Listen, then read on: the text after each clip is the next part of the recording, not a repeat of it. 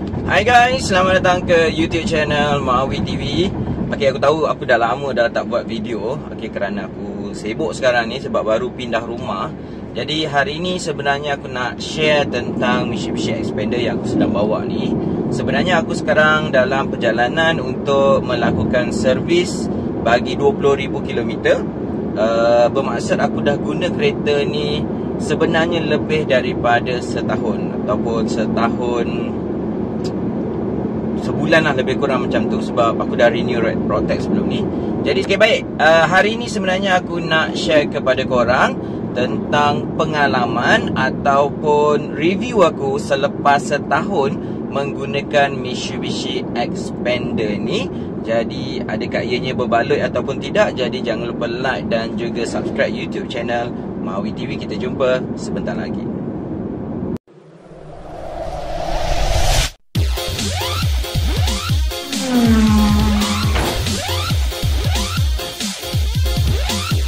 Okay guys, kita tahu pada 18 Oktober hari tu Veloz telah dilancarkan. Jadi aku rasa mungkin ramai orang yang sedang berkira-kira lah, nak ambil Veloz ke nak ambil Xpander.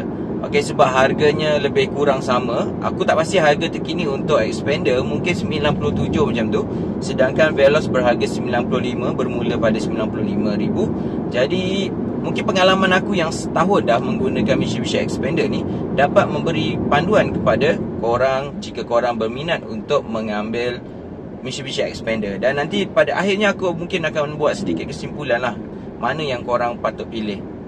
Alright, jadi kita pergi kepada bahagian yang pertama dulu. Bahagian tentang apakah kelebihan. Okay, apakah kelebihan-kelebihan yang terdapat pada Mitsubishi Xpander ni yang aku rasa aku suka. Okay, pertama, pada aku yang agak bernilai bagi Mitsubishi Xpander ni adalah dia punya look lah. Dia punya rekaan dan desainnya yang hingga hari ini aku masih lagi rasa ia sebuah kereta yang sangat sporty. Okay, aku sebut sporty, aku tak sebut cantik.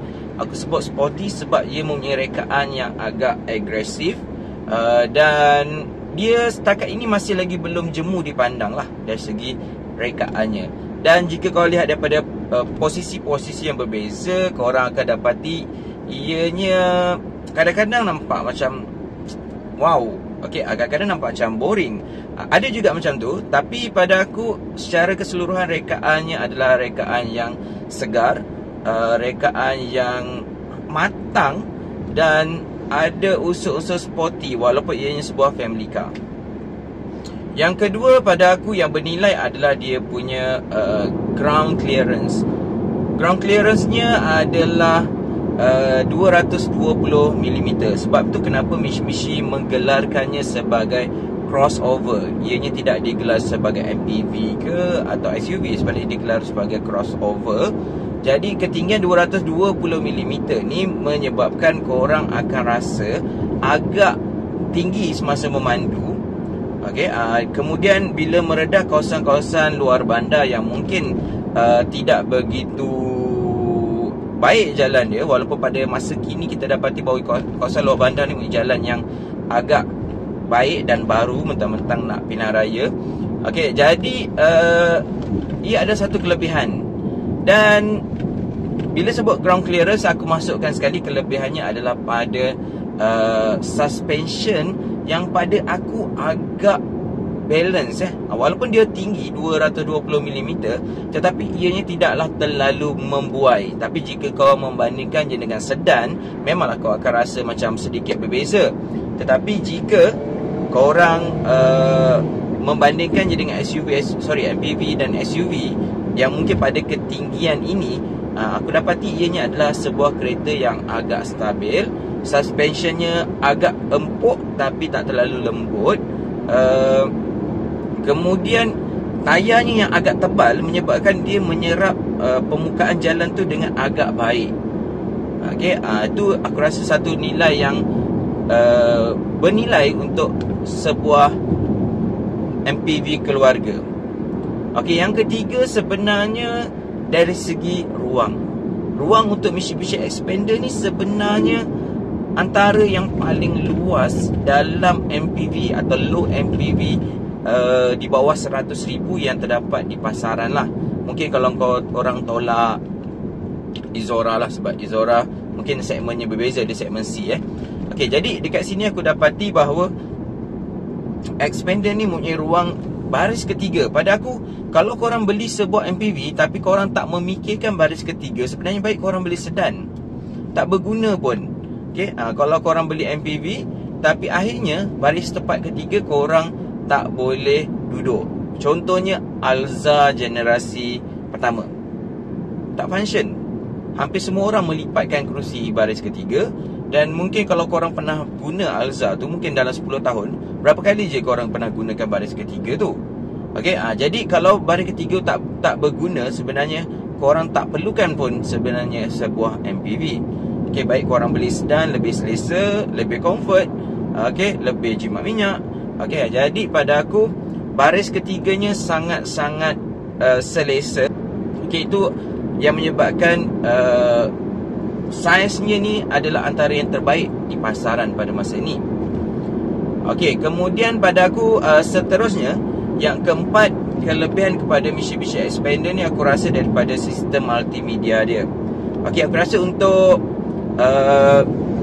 sistem multimedia ni, ianya dibekalkan dengan 9 inci sistem multimedia unit yang aku rasa antara yang terbesar untuk segmen low MPV. Kemudiannya ianya datang dengan 360 kamera. Okey, kamera keliling, dan resolusi kamera itu pada aku agak baik. Okey, agak baik berbanding, kalau aku boleh bandingkan sebab aku ada Vios, jadi aku rasa berbanding Vios, resolusi untuk Mitsubishi Xpander ni lebih terang. Okey, cuma mungkin dia nampak macam kartun sikit, tapi kejelasan dia tu lebih baik berbanding Vios yang lebih kepada gambaran sebenar tapi agak malap dan pikselnya agak rendah lah. Okey, jadi Mitsubishi Xpander ni juga datang dengan Android Auto dan juga Apple CarPlay. Jadi pada aku ini adalah nilai-nilai yang berharga lah untuk sebuah Mitsubishi Xpander. Okey, seterusnya dari segi teknologi, betul dia tidak datang dengan teknologi yang terbaik baik dalam MPV di bawah 100,000. Okey, tapi paling kurang ianya adalah teknologi-teknologi yang diperlukan, tetapi tidak berlebihan lah. Contohnya dia bagi korang built-in DVR, okey, kamera, cuma kamera bahagian hadapan yang dari segi kualitinya okey, dan ianya boleh diakses melalui aplikasi. Kemudiannya ianya ada sensor hujan yang pada aku berguna, memudahkan pemanduan, tetapi masih juga ada kelemahan kepada sensor hujan ni. Walaupun ianya membantu kita memandu, tetapi dalam keadaan tertentu sebenarnya ada juga keperluan untuk korang menggunakan sensor ni secara manual lah, sebab sensor hujan ini bergerak mengikut kelajuan kereta korang. Okey, jadi bila hujan yang agak renyai, okey, kemudian korang memandu dalam keadaan yang perlahan di dalam trafik yang banyak, wiper tu tak bergerak dengan laju. Okey, itu kelemahan dia lah. Okey, kemudian dianya juga datang dengan auto cruise. Okey, auto cruise ni boleh diberikan untuk sebuah kereta yang berharga 97,000 sebelum adanya ACC lah. Bukan, maksud aku sebelum Veloz masuk kan ACC, Alza ada ACC. Okey, jadi auto cruise ni pada aku ianya adalah teknologi yang berharga. Okey, tetapi dari segi function dia, aku boleh katakan aku antara suka dan tak suka lah, sebab ianya tak cukup membantu sebenarnya di jalan raya. Okey, kemudiannya dia datang dengan auto light, dengan high beam tak auto. Okey, jadi pada aku teknologinya masih lagi teknologi yang berada tahun 2015 macam gitulah. Okey, dengan harga ini. Okey, mungkin Mitsubishi belum ada lagi teknologi macam TSS ataupun sensing. Jadi ini adalah teknologi yang ada untuk sebuah Expander. Jadi secara keseluruhannya sebenarnya aku agak berpuas hati dengan Mitsubishi Expander ni, termasuk juga dari aspek kualiti binaan dia. Pada aku tidaklah terlalu buruk dia punya kualiti. Sebelum aku beli kereta ni, masa waiting list pun sebenarnya aku dapati bahawa banyak juga komen-komen yang mengatakan tentang kualiti buatannya yang sedikit rendah. Okey, terutamanya tentang klip-klip yang selalu tertanggal. Okey, kemudiannya bunyi angin yang masuk ke dalam kabin yang agak kuat, bunyi bersiul dan sebagainya. Tetapi pada aku hanya mengalami isu klip sahajalah yang tertanggal. Tapi pada aku, untuk yang tak terlalu mempedulikan sangat, sebab dia ni tak terlalu ketara pun. Okey, jadi tak jadi isu lah. Jadi tentang isu kualiti yang mengarut-ngarut ni, jujurnya tak ada. Aku tak jumpa. Okey, tentang bunyi bersiul pun aku tak jumpa. Tapi tentang bunyi angin yang pada kelajuan dalam 100 tu ada macam angin dalam kabin, aku tak pasti dekat mana. Okey, tetapi ada, kadang-kadang dia ada, kadang-kadang dia tak ada bunyi tu. Okey, jadi dari segi kualiti binaan, aku rasa ianya punya QC agak baik. Cuma kita kena faham, dia bukanlah sebuah MPV mewah. Okey, berbeza kalau kau banding dengan Veloz yang mahu kelihatan lebih premium. Okey, dengan harga yang lebih kurang sama. Tapi untuk Expander ni korang tak akan dapat nilai-nilai premium untuk sebuah MPV yang berada di range harga RM90,000 ke atas tu. Okey, jadi itu yang mungkin dari segi kualiti peralatan binaan tu yang mungkin aku boleh petikaikan. Okey, tapi dari segi kualiti QC aku rasa tak ada masalah. Aku juga tak dapat masalah cat yang berbelang walaupun aku membeli warna putih. Okey, jadi itu antara kelebihan yang ada pada Mitsubishi Expander ni. Okey, manakala untuk kelemahan dia, kelemahan yang pertama aku rasa yang paling aku tak suka lah. Okey, aku rasa ianya mempunyai penggunaan minyak yang agak kuat. Okey, agak kuat, bukan kuat agak kuat. Okey, berbanding dengan low MPV yang berada di pasaran. Okey, ini kalau kita tengok data, dia sebenarnya adalah MPV yang paling kuat minyak lah, senang cakap. Tapi tak adalah gapnya terlalu besar. Setakat yang pengalaman aku bawa, okey, untuk memandu seorang diri macam ni, macam sekarang ni aku punya bacaan adalah 16.6 km per liter pada kelajuan average mungkin dalam 70 macam tu. Okey, kalau setakat ni kalau aku bawa di highway, kalau pada kelajuan 100, 110, bacaannya lebih kurang dalam 15 ke 16.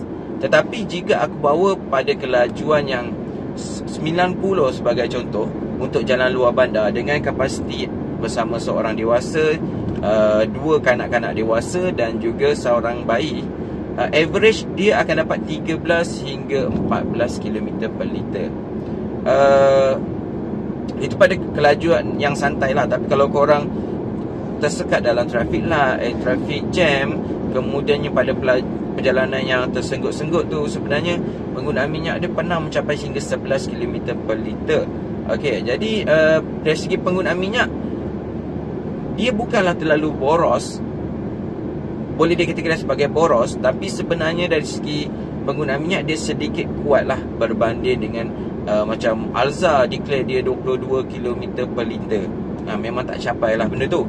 Tetapi untuk ini pada aku masih lagi munasabah jika dibandingkan mungkin kalau korang memandu Innova. Okey, yang tu lebih kuat lah kan. Tapi yang ini pada aku dianya agak boleh dikatakan sederhana lah. Okey, sederhana.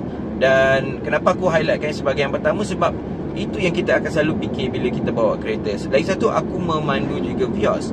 Jadi bila Vios ni dia punya average dia 18 km per liter. Jadi tak kira lah korang bawa berapa orang pun, dia punya average memang range tu lah, 17 ke 18, kadang-kadang boleh sampai 20 km per liter. Jadi aku ada rasa yang ianya ketara. Tetapi kau kena faham ini mesti orang nak komen nanti, memanglah sedan dengan MPV takkan nak sama. Okey, betul lah. Itulah sebenarnya nak cakap, korang kena faham bahawa korang memandu MPV, okey, yang relatifnya lebih berat dan penumpang lebih ramai, barang mungkin lebih banyak. Okey, itu menyebabkan kenapa penggunaan minyaknya adalah agak sedikit tinggi berbanding dengan sedan. Okey, kau kena faham yang tu Jadi tak perlu komen yang itu. Jadi yang kedua, kenapa kelemahan yang aku nampak pada Mitsubishi Xpander ni adalah dari segi enjin. Kuatnya minyak ni juga dikaitkan dengan enjin yang digunakan, iaitu enjin Myvac 1.5 liter. Aku tak pasti, tak ingat dah, 106 PS tak silap aku. Dia punya kuasa Newton meter torque dia 141 mungkin, kalau salah betul kan. Okey, dari segi enjin ni pada aku, ianya untuk pemanduan yang biasa sebenarnya mencukupi. Dia jadi tak mencukupi bila korang nak memotong. Okey, bila korang memilih untuk memotong kenderaan lain, korang perlukan sedikit tujahan. Okey, jadi kelemahannya di situ sebenarnya bila korang memotong kenderaan lain. Okey, jadi ianya seakan-akan tak mampu mengejar, tak mampu memotong dengan lancar dan boleh mendatangkan bahaya ketika korang sedang memandu. Okey, jadi itu kelemahan sebenarnya pada enjin. Mungkin pada pemanduan santai macam ini tak ada isu pun. Tetapi jika korang membuat keputusan untuk memotong, pastikan korang ada jarak yang betul-betul cukup dan korang cukup confident, sebab ianya boleh mendatangkan risiko. Okey, sedangkan korang sedang membawa seluruh keluarga korang ni, jika berlakunya kemalangan, mesti headline pada berita-berita, okey, pada surat khabar. Okey, sebab pada aku ianya ada sedikit masalah pada enjin lah. Bukannya masalah, pada aku ianya tak cukup untuk memotong tu. Macam korang ada rasa kurang yakin lah. Lagi-lagi rasa kalau perempuan yang bawa, mungkin mereka akan follow je lori tu sampailah lori tu pergi sempang yang berbeza. Okey, sebab mereka mungkin tak yakin untuk memotong. Okey, kelemahan lain yang aku dapati tentang Mitsubishi Xpander ni sebenarnya tak banyak. Aku tak rasa ianya sebuah kereta yang tak berbaloi. Okey, iaitu dua kelemahan terbesar lah yang aku boleh katakan tentang Mitsubishi Xpander ni. Dari segi kelemahan lain, pada aku ianya sangat-sangat minima, sangat-sangat macam tidak menjejaskan korang lah. Sama juga macam aku tak menjejaskan aku dan juga tak menjejaskan korang dalam memiliki Mitsubishi Xpander ni. Okey, dari segi servis pula, sebenarnya Mitsubishi Xpander ni aku dah servis 2 kali. Hari ni adalah servis kali ketiga. Jadi aku dapati servisnya okey, tak adalah macam mengarut ataupun layanan dia terlalu buruk. Okey, pada aku mungkin belum mencapai level Toyota, tapi pada aku mereka berusaha untuk meningkatkan kualiti servis dia. Layanan dia agak okey sebenarnya, walaupun nampak macam tak cukup natural. Okey, maksud aku macam mereka macam diberi arahan, okey kita kena senyum, kita kena mesra. Dia macam tak cukup spontan. Itu yang aku nampak lah dari segi servis. Okey, kemudian yang lain-lain pada aku tak ada masalah. Kalau aku boleh tambah yang ketiga, masalah atau kelemahan kereta ni adalah dari segi teknologi. Okey, pada harga 97,000, korang masih lagi tak dapat active safety punya spek macam Honda Sensing ataupun Toyota Safety Sense. Okay, jadi Mitsubishi tak memberikan benda itu kepada korang. Sedangkan kalau korang beli Alza pun dah dapat dah benda tu. Okay, kalau korang beli Veloz, korang dapat TSS pada harga 95,000. Mujurnya aku ni macam kalau nak positif, aku beli dulu pada harga 91,000. Sewaktu PKP, waktu harga dia belum naik ni. Okay, jadi aku rasa, aku masih lagi rasa menyedapkan hati, aku baloi lagi, aku beli pada harga lebih murah daripada Veloz. Okey, tetapi korang tak dapat advanced safety. Cuma mungkin yang diberikan yang hampir tu auto cruise je lah, bukannya adaptive cruise control. Okey, jadi teknologi ni pada aku akan menyebabkan orang akan beralih kepada Veloz. Jujur aku cakap, dengan harga yang sedikit tinggi, kalau aku salah betul kan seingat aku tengok dulu 97. Okey, yang harga sedikit tinggi, dengan tanpa advanced safety ni, ianya mampu menyebabkan jualan expander ni akan jatuh. Walaupun sekarang dia adalah MPV, low MPV paling laris di Malaysia, mungkin untuk import punya. Okey, aku yakin dia akan dicantas dengan begitu cepat oleh Toyota Veloz untuk kereta import MPV, low MPV. Okey, sebab kelebihan pada Veloz ni nanti adalah look dia. Okey, orang mungkin dah yang tidak suka kepada yang begitu sporty akan melihat bahawa mereka perlu cari sebuah kereta yang kelihatan lebih premium. Jadi mereka akan beralih kepada Veloz. Dan keduanya, mereka nampak harganya mungkin lebih rendah. Yang ketiga, mereka nampak yang Veloz itu mempunyai spek yang lebih padu, lebih berharga, lebih bernilai, lebih high tech. Okey, yang keempat, mungkin mereka rasa yang servis di Toyota lebih murah dan servis mereka lebih baik. Mungkin ada yang macam tu. Jadi kesimpulannya, aku rasa untuk memiliki expander ni bukan satu benda yang merugikan. Ianya sebuah produk yang ada kualiti, yang selesa, yang baik, yang kualitinya memadai, tidak terlalu teruk, atas kepada sederhana dia punya kualiti, dan dia tak ada masalah-masalah yang mengarut yang mungkin kau boleh bayangkan untuk kereta-kereta nasional ke ataupun untuk kereta-kereta buatan Cina. Okey, aku rasa ianya sebuah kereta yang boleh dipercayai, yang orang beli tak akan rasa menyesal. Tetapi ianya akan jadi masalah bila orang membandingkan dari segi spesifikasi sahaja tentang kedua kereta ni lah. Tetapi kalau korang mencari sebuah kereta yang lebih selesa, ada ketinggian yang baik, dan ruang yang luas, rupa yang sedikit agresif, korang perlu mempertimbangkan Mitsubishi Expander ni. Dan secara jujur, aku boleh dikatakan tak menyesal membeli Mitsubishi Expander ni. Tetapi kalau pada masa hari ini aku sedang cari sebuah MPV yang berharga di bawah RM100,000, aku mungkin akan membeli Veloz berbanding Expander. Okey, faham walaupun aku tak rasa yang ini adalah pilihan yang salah, tapi untuk dari segi berbaloinya, untuk membeli sebuah kereta, aku akan membeli Toyota Veloz berbanding Expander. Dan aku rasa bila aku beli Veloz, aku akan rasa satu ketenangan, okey, dalam pemanduan. Ini taklah tak maksud tak tenang, tapi pada aku macam dia ada satu ketenangan yang berbeza memiliki Toyota dengan jenama-jenama lain. Okey, jadi itu je aku nak kongsi kepada korang. Harap korang tak bosan tengok muka aku ni, dan aku harap korang boleh berlapang dada. Dan juga kita boleh berbincang lah.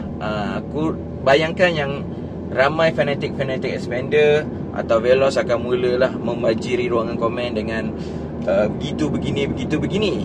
Okey, tapi pada aku, kalau korang berlapang dada, korang akan faham yang aku nak sampaikan ni.